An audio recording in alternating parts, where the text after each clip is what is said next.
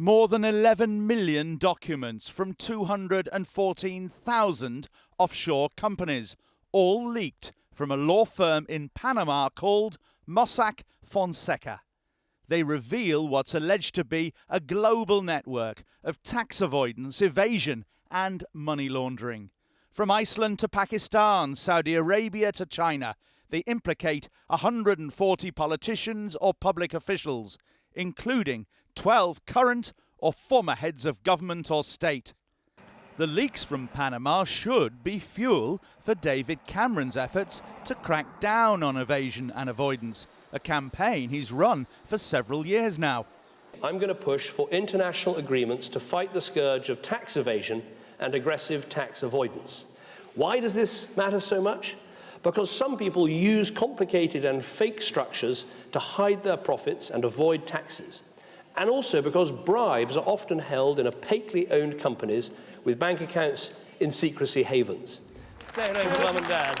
But now, most embarrassing for the PM, today's leaks also show how much his own late father Ian was also a big client of Mossack Fonseca, and they helped him build complicated structures in secret havens. This programme showed last year how Ian Cameron, a stockbroker, set up an offshore firm, Blairmore Holdings, to help clients avoid UK tax.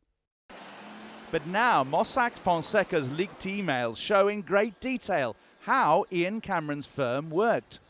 In the Bahamas, an offshore tax haven, Blairmore recruited a team of 24 residents, including a part-time bishop, to sign paperwork and maintain the firm was offshore, while Ian Cameron flew specially to the Bahamas for board meetings. Did the Cameron family still benefit from the offshore fund, Downing Street was asked today. It's a private matter, a spokeswoman said. Labour seemed to take the same view. Well, I'm not commenting on an individual, and what I am saying is that this is about a much wider set of affairs now where we need to see this government taking action internationally where it has fallen short. The government hampered from taking action by David Cameron's own father seemingly being involved in part of the problem. This is where David Cameron and George Osborne are going to have to look at this matter from the point of view of resorting HMRC, but also to say, what are they doing internationally? Well, of course, these are important matters, and government absolutely does take it importantly. That's why we've already done a lot of work in closing down some of these loopholes, and we'll do whatever else is needed to make sure that people pay their taxes. That's what people should do. But the biggest story internationally in today's leaks, though maybe not that shocking, is an alleged $2 billion network of deals and loans thought to benefit Vladimir Putin and his family. Putin's not named himself on any of the papers, but his best friend Sergei Roldugin, a professional musician, features heavily as having acquired a $100 million fortune. It's all a smear, the Kremlin says, to destabilize Putin ahead of Russia's parliamentary elections. Meanwhile, the Icelandic Prime Minister Sigmundur Gunnlaugsson faces calls to resign tonight after the leaks showed he'd failed to declare shares in a firm set up in the British Virgin Islands.